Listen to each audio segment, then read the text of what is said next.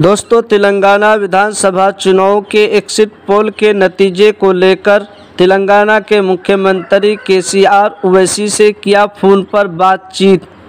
दोस्तों, अगर केसीआर को तेलंगाना में सरकार बनाने के लिए जादुई आंकड़ा 60 से कम विधायक बीआरएस के कामयाब होता है तो इस सूरत में केसीआर असदुद्दीन ओवैसी साहब की पार्टी मजलिस-ए-इत्तेहादुल मुस्लिमीन से संपर्क बना सकते हैं और मजलिस-ए-इत्तेहादुल मुस्लिमीन के विधायकों की वजह से केसीआर फिर से तेलंगाना का मुख्यमंत्री बन सकता है। आपने अपने दुआओं से सजाया है तो अपने इत्तेहाद से आपने इस जमात को संवारा है। इस जमात के लिए हमारे आबा व अजदाद ने और असलाफ ने बुनियादों को अपने खून और पसीने दिए हैं और मजलिस-ए-इत्तेहादुल मुस्लिमीन की बुनियाद को अपनी दुआओं से और अपनी कुर्बानियों से बनाया है। और आज मजलिस-ए-इत्तेहादुल मुस्लिमीन जिस मुकाम पर खड़ी है ये मरहून मिन्नत है। तो अल्लाह फख्र मिल्लत अलैहिर्रहमा की खबर को नूर से भर दे, अल्लाह सालार मिल्लत की खबर को नूर से भर दे। अल्लाह वो मजलिस-ए-इत्तेहादुल मुस्लिमीन के वो सारे जियाले जो आज इस दुनिया में नहीं है, उन्होंने फख्र मिल्लत का साथ दिया और मजलिस के बुनियाद को मजबूत किया। आज वो बुजुर्ग जो हमारे दरमियान में नहीं है, उन्होंने अपना खून दिया, अपना पसीना दिया, सालार मिल्लत का साथ दिया और मजलिस के बुनियादों को मजबूत किया।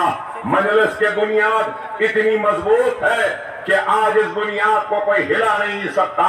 फातेह वो नहीं होता जो जमीन फतेह कर ले या फिर इंतखाबात जीत जाए। हकीकी फातेह वो होता है जो दिलों को फतेह करता है।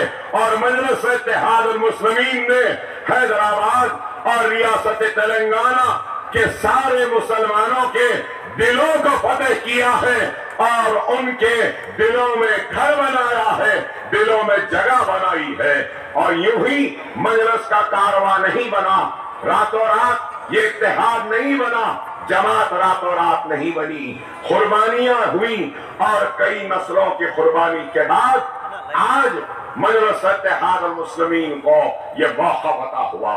अपने जहनों पर जोर डालकर सोचिए इस बात पर कि आज हिंदुस्तान के सियासत के शोर और गुल में कई आवाजें सुनाई देती हैं।